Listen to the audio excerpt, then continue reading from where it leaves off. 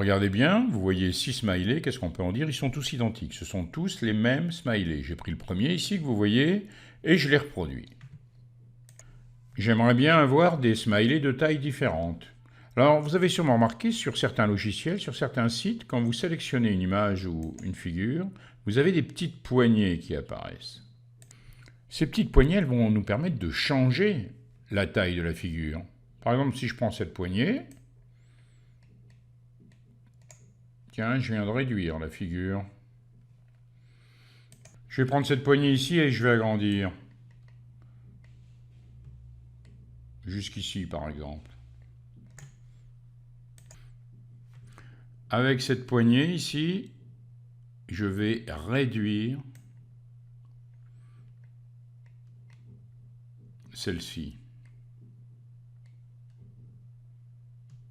Voilà. Et celle-ci, je vais l'agrandir avec cette poignée.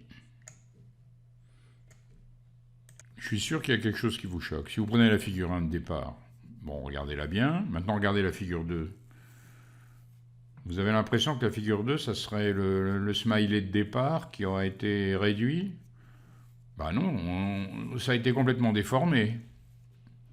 Par contre, la figure 3, c'est comme si le smiley numéro 1, la figure 1, avait été agrandi, pas de problème, on le reconnaît bien. Pour la figure 4, pas de problème, là aussi on a vraiment l'impression qu'on a une réduction de la figure 1. C'est comme si on voyait le smiley de la figure 1 en plus petit. Pour la figure 5, ça ne va pas du tout, c'est comme si notre smiley avait été aplati. Je suis sûr qu'il y a un mot qui vous vient à l'esprit. Vous avez envie de dire que la figure 2, puis la figure 5, n'ont pas les mêmes proportions que la figure 1. Oui, d'accord, elles n'ont pas les mêmes proportions que la figure 1, mais qu'est-ce que ça veut dire que cette histoire de proportion? Pour comprendre ce qu'est une proportion en mathématiques, regardez, ici ce groupe, 7 personnes, combien de femmes? 1, 2, 3, 4. La proportion de femmes dans ce groupe, qui compte 7 personnes en tout, est de 4 sur 7. En mathématiques, quand vous écrivez 4 sur 7, vous l'écrivez comment? 4 sur 7. Vous l'écrivez sous forme fractionnaire. C'est un quotient. Ça veut dire qu'une proportion, c'est le résultat d'une division. C'est un quotient. Revenons maintenant à notre situation de départ. Je vais d'abord enlever les deux figures, la figure 2 et la figure 5, qui ne respectent pas les proportions avec la figure 1. Pour continuer, je voudrais bien pouvoir évaluer des distances. Pour ça, j'ai un quadrillage ici. Vous voyez ce quadrillage? L'unité de longueur, c'est bien sûr le côté d'un carreau, ici, comme vous voyez en bas à droite. Commençons par la figure 1. 1, 2, 3, 4, 5, 6, 7. J'ai donc ici une longueur qui correspond à 7.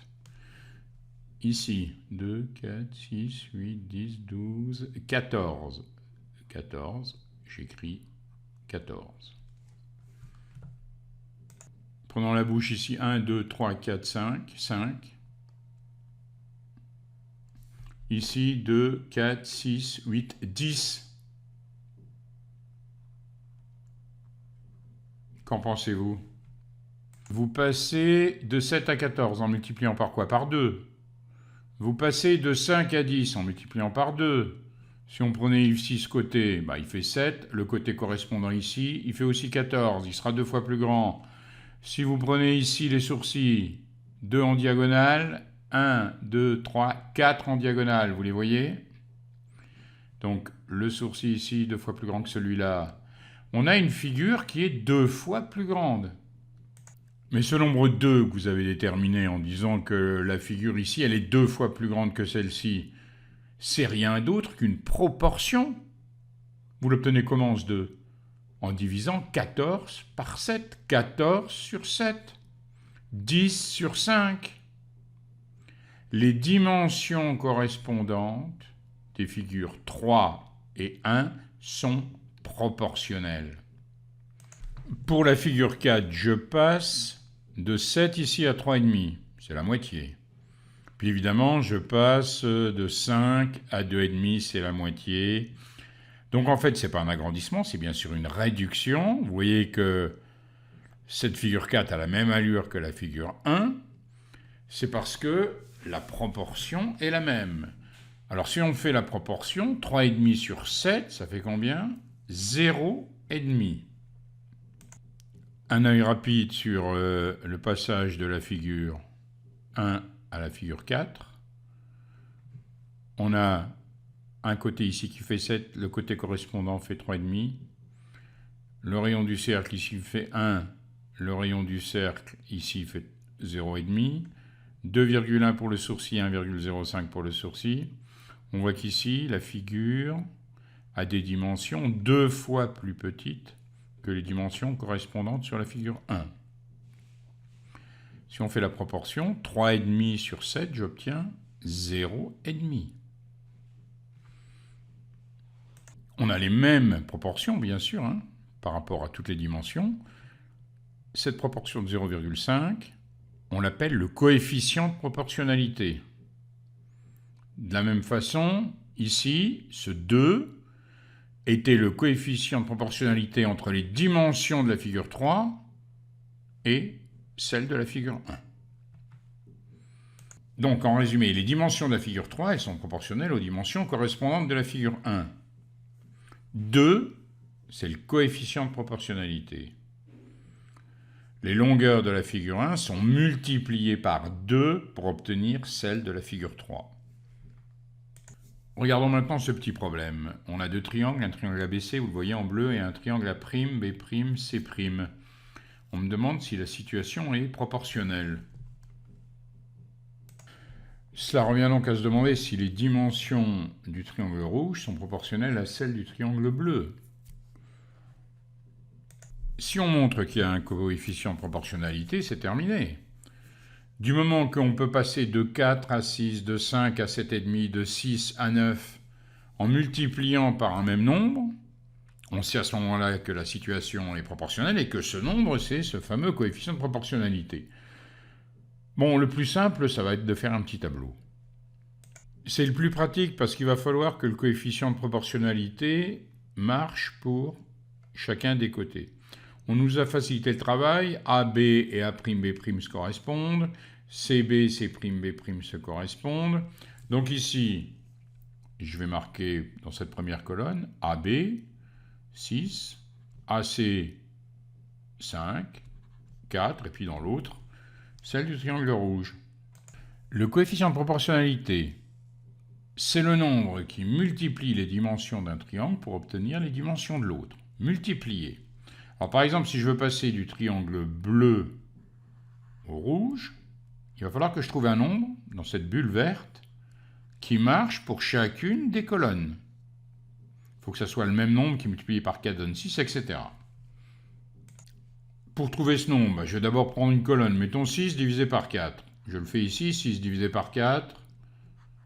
En 6 combien de fois 4? Une fois, il reste 2. 6 moins 4, 2. J'abaisse le 0. Je suis en fait après la virgule du 6, je mets la virgule, en 20 combien de fois 4, 5, 5 fois 4, 20, il reste 0. Donc pour passer de 4 à 6, je multiplie par 1,5. Il faut que je vérifie que ça fonctionne aussi avec les autres. 5 fois 1,5, ça fait bien 7,5. 6 fois 1,5, ça fait bien 9. Donc j'ai bien 6 sur 4, qui donne le même résultat que 7,5 sur 5, qui donne le même résultat que 9 sur 6. Donc j'ai bien un coefficient de proportionnalité qui est égal à 1,5. Ça fonctionne pour chaque colonne. Qu'est-ce qu'on a obtenu? On a obtenu un tableau de proportionnalité. Conclusion, la situation, elle est bien proportionnelle. Les dimensions du triangle rouge sont proportionnelles aux dimensions du triangle ABC. Le coefficient de proportionnalité que j'ai calculé là, 1,5, permet de passer du triangle bleu au triangle rouge. Mais en fait, on a forcément les dimensions du triangle bleu qui sont aussi proportionnelles à celles du triangle rouge. On peut très bien dire que notre triangle bleu, c'est une réduction du triangle rouge. Ce qui veut dire que Si je prends une autre couleur, hein, pour que ça soit bien visible, j'ai sûrement une bulle qui me permet de passer du rouge au bleu. Et ici, c'est bien à multiplier. Il y a aussi un coefficient de proportionnalité qui va me permettre de passer du rouge au bleu. Alors pour le trouver, ce coefficient, il faut diviser quoi par quoi? Attention, toujours on prend le bout de la flèche, là vous le voyez. Pour trouver le nombre qui va ici, qui me permet d'aller de bas en haut, il faut que je divise 6 par 9. 6 divisé par 9, j'obtiens 0,66. J'obtiens pas un nombre décimal. Ça n'a pas de fin. Comment faire alors? Parce que je voudrais quand même écrire une valeur exacte ici dans ma bulle orange. Je vais le laisser sous forme d'écriture, vous vous souvenez, fractionnaire. On va l'écrire de cette manière, 6 sur 9. Alors vous avez remarqué votre calculatrice ici, quand vous appuyez sur Entrée, elle vous recopie 6 sur 9 et elle vous met ce petit signe ici. Ça veut dire qu'on peut simplifier, dites donc 6 et 9, ils sont tous les deux à la table de 3. On peut simplifier par 3. Regardez la touche simplification. Vous appuyez dessus, vous entrez, et vous avez la fraction qui est simplifiée par 3, comme on vient de le dire. Donc évidemment, ici, dans ma bulle orange, qu'est-ce que j'écris? J'écris 2 tiers. Je le laisse sous la forme 2 tiers. Donc à ce moment-là, si je veux trouver, passer du triangle rouge au triangle bleu, je multiplie chaque dimension par 2 tiers. Donc en fait, quand on parle du coefficient de proportionnalité, on peut parler de celui-ci ou de l'autre. Dans chaque cas, on aura une réponse de juste.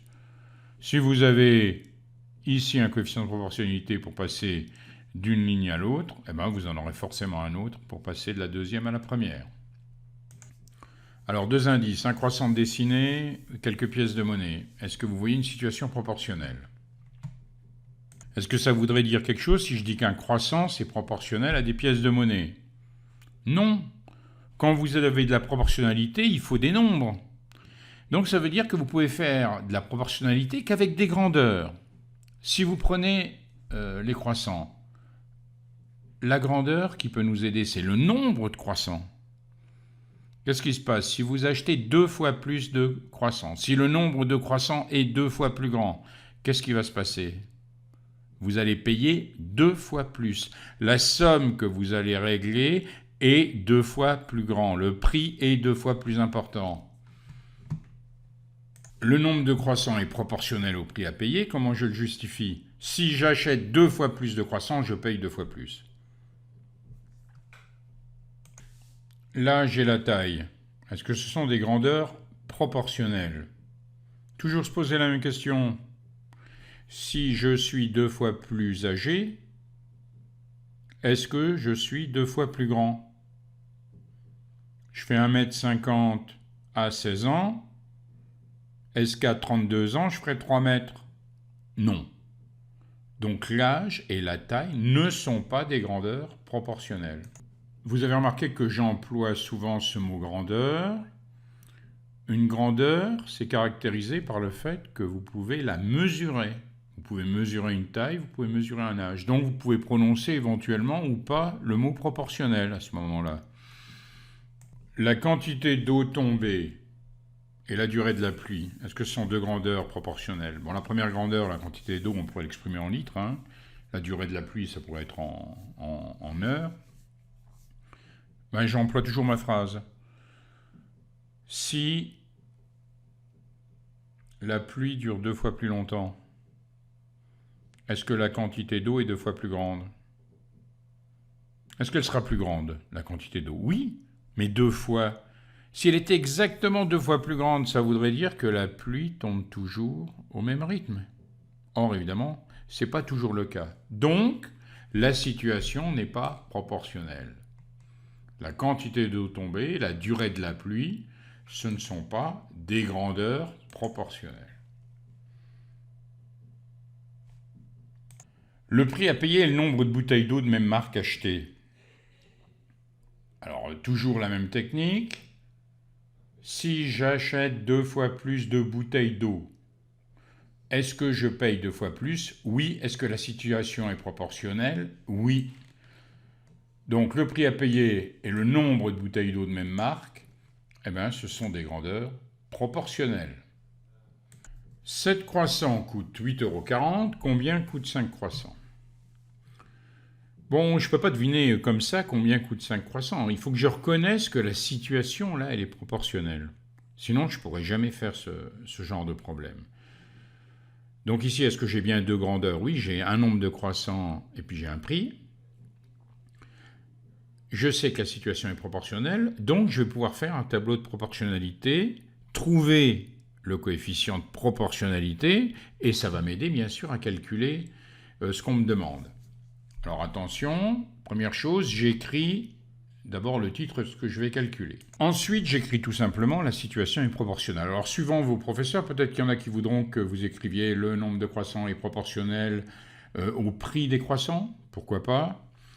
Mais en tout cas, il faut qu'au départ, vous disiez que vous avez reconnu que vous aviez affaire à de la proportionnalité. Donc, je vais faire mon tableau de proportionnalité. Je sais que c'est forcément un tableau de proportionnalité puisque la situation est proportionnelle. Donc, les deux grandeurs, le nombre de croissants, le prix, ça occupe mes deux rangées, et puis je complète par les nombres que je connais. Et puis, il y a ce que je cherche. Alors, je pourrais mettre un point d'interrogation, je pourrais mettre des pointillés. Là, je vais mettre une lettre. C'est souvent ce qu'on fait en mathématiques. Quand on ne connaît pas quelque chose, on emploie une lettre. Et souvent la lettre X.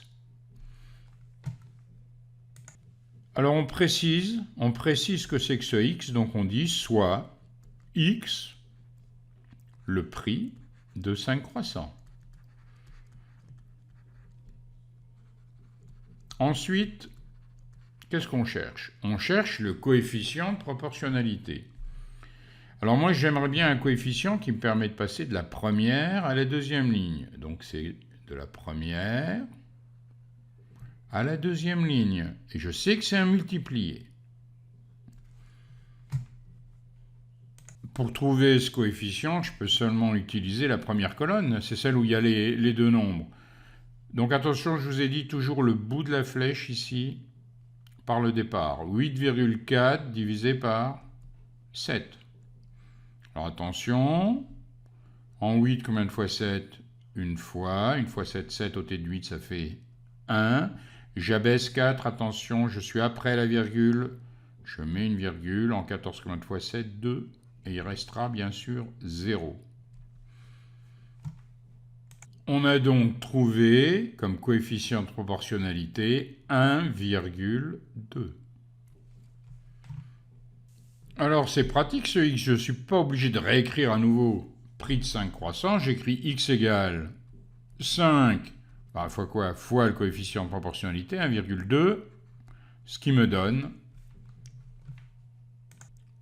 6 €.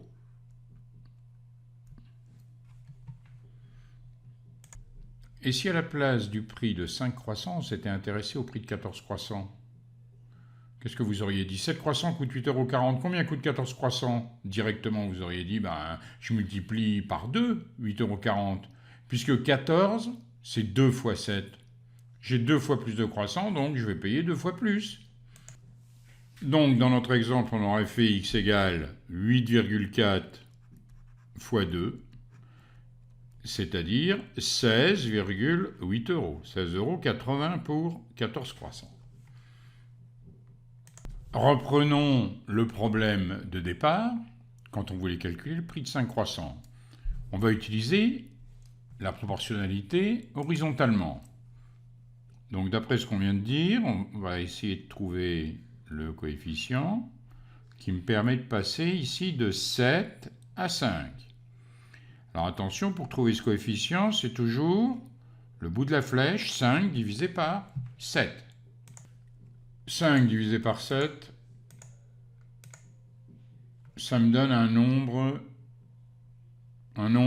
qui n'a pas de fin, en fait, une suite de termes, pas une valeur exacte. Ça m'ennuie. Donc, qu'est-ce que je vous disais tout à l'heure? Vous le laissez sous forme fractionnaire.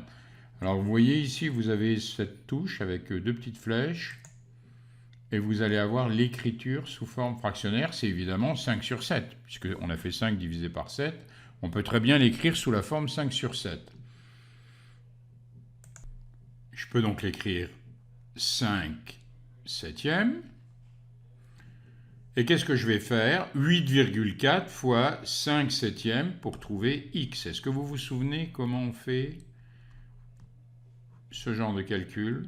On a deux solutions. Ou bien on commence par faire 8,4 divisé par 7, ou on fait 8,4 multiplié par 5 divisé par 7. Bon, on va peut-être choisir de commencer par la division, divisé par 7, et multiplié par 5 ensuite. 8,4 divisé par 7, ça nous fait 1,2 fois 5. Et on retombe sur 6 € comme tout à l'heure.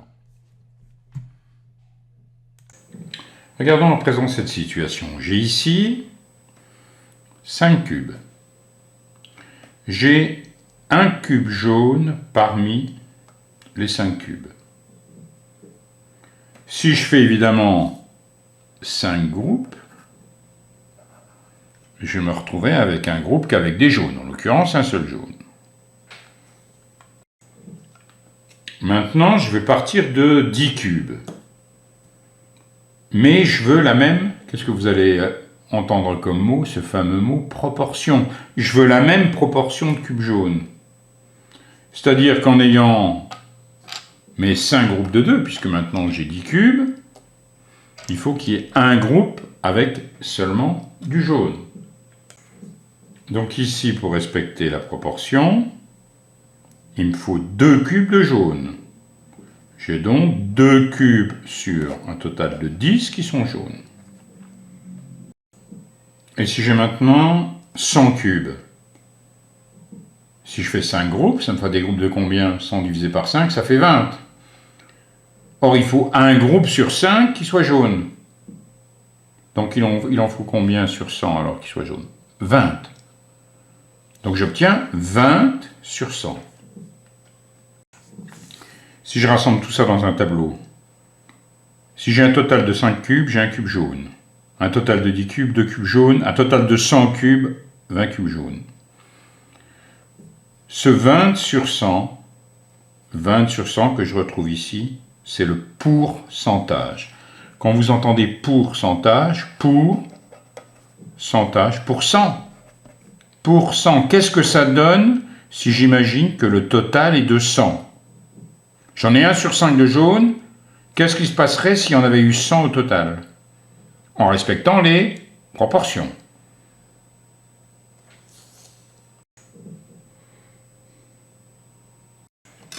Il y a 20% de cubes jaunes. Quel est le nombre de cubes jaunes s'il y a un total de 45 cubes?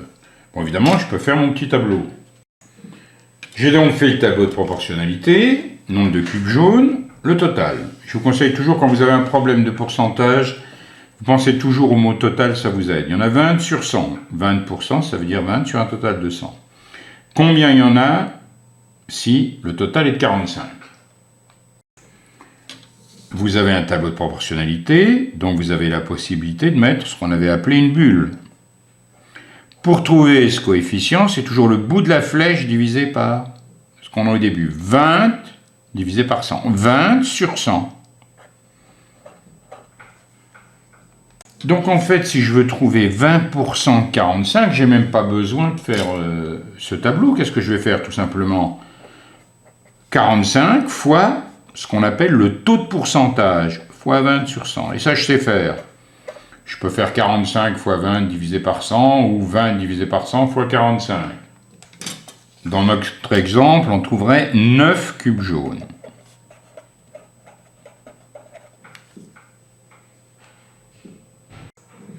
Un commerçant fait une remise de 40% sur un manteau valant 135 € au départ. Quel sera le prix à payer? Réfléchissons, je vais regarder de combien est la remise. La remise, ça veut dire réduction. Et puis, j'enlèverai la réduction à 135 € et j'aurai le prix du manteau. Donc, premier titre, montant de la remise, 135 fois 40%. Je décide de faire d'abord 40 sur 100, ça fait 0,4. Multiplié par 135, ça me fait 64 €. Ça, c'est le montant de la réduction, de la remise. Il faut que je soustrais ce montant à 135 pour avoir le prix finale du manteau. Prix du manteau, 135 moins 64, ce qui me donne 71 €. Proportionnalité. D'abord, la notion de proportionnalité. Prenons une situation, je vais chez le boulanger. J'achète 4 baguettes, je paye 3,60 €. Si j'en prends 8, je payerai 7,20 €. Cette situation, elle est proportionnelle. Si j'achète 2 fois plus de baguettes, je paye 2 fois plus. Donc, qu'est-ce que je peux dire du prix à payer? Il est proportionnel au nombre de baguettes. Bien, regardez, observons ces 4 rectangles. Quand la largeur devient 2 fois plus grande, par exemple de A à B, la longueur devient également 2 fois plus grande. Qu'est-ce qu'on peut dire des largeurs et des longueurs de ces 4 rectangles? Eh bien, elles sont proportionnelles. Chaque fois que vous prononcez le mot proportionnel, il vous faut 2 grandeurs. Dans l'exemple avec la géométrie il y a quelques instants, les 2 grandeurs qui étaient en question, c'était la largeur et la longueur. Si la longueur augmente 2 fois, la largeur augmente 2 fois. Alors il y a un autre moyen de voir que 2 grandeurs sont proportionnelles, c'est qu'on arrive à passer de l'une à l'autre en multipliant ou en divisant par un même nombre. Pour mieux comprendre notre premier exemple, les 2 grandeurs en question, c'est le nombre de baguettes et le prix à payer. Si vous les mettez dans un tableau, vous vous apercevez que vous pouvez passer à chaque fois dans chaque colonne de l'une à l'autre en multipliant par un même nombre. 1 fois 0,9, ça fait 0,90, 3 fois 0,9. Ça, à ce moment-là, vous pouvez dire que forcément, vous avez 2 grandeurs qui sont proportionnelles. Et 0,9, ce sera le coefficient de proportionnalité. Et ce tableau s'appelle évidemment un tableau de proportionnalité puisque la situation, elle est proportionnelle. Voyons un problème. Il faut 150 g de farine pour réaliser un gâteau pour 4 personnes. Quelle sera la quantité de farine nécessaire pour un gâteau destiné à 5 personnes? D'abord, il faut que je vois si c'est une situation de proportionnalité. Oui, c'en est une. Pourquoi? Parce que je le sais. Si vous faites un gâteau pour 2 fois plus de personnes, il faudra 2 fois plus de farine. Donc déjà, première chose que j'écris, la situation, elle est proportionnelle. Bon, et maintenant, je vais pouvoir utiliser une des méthodes possibles pour résoudre le problème. Je peux ranger les différentes valeurs dans un tableau, qui sera donc un tableau de proportionnalité, puis à ce moment-là, je vais travailler avec le coefficient de proportionnalité.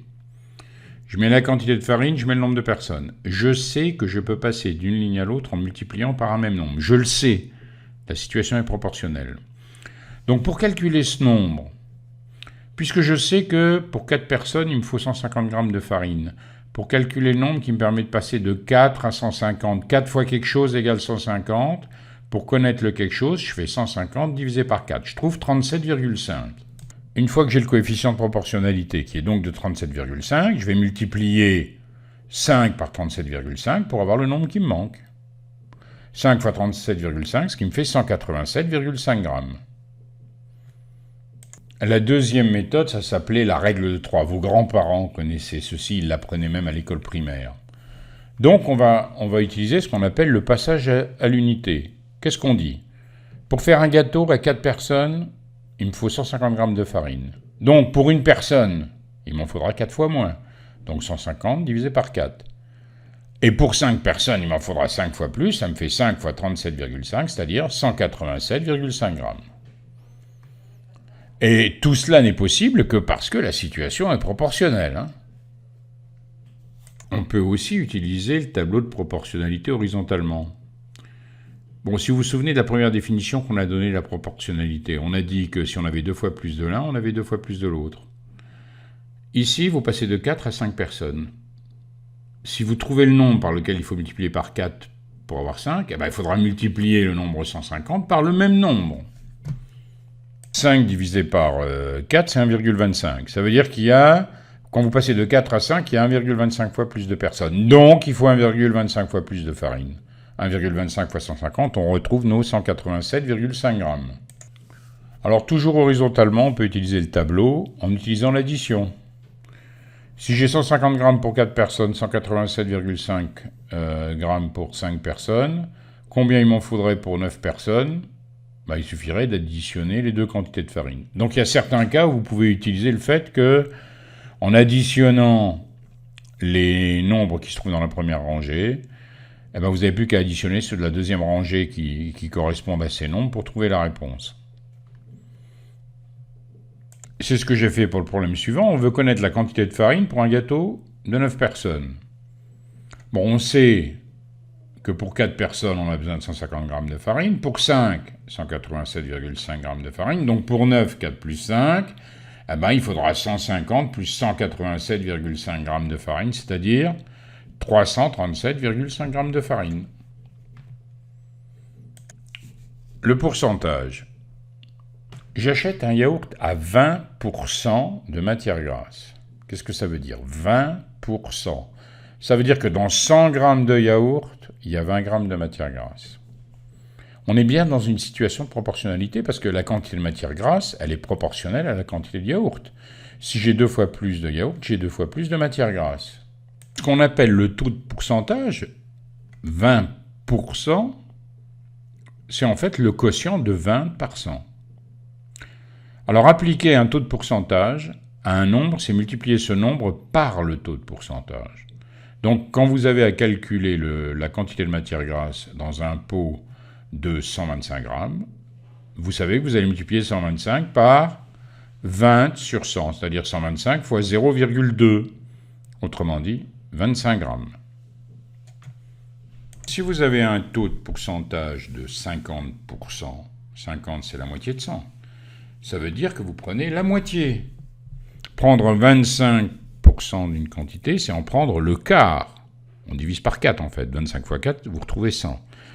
Et 10% d'une quantité, c'est en prendre le dixième, on divise par 10. Donc c'est à retenir. Dès que vous avez 25%, vous savez qu'il va falloir diviser par 4 pour trouver le quart. Dès que vous avez 50%, vous divisez par 2. Vous n'avez même pas besoin de poser le calcul.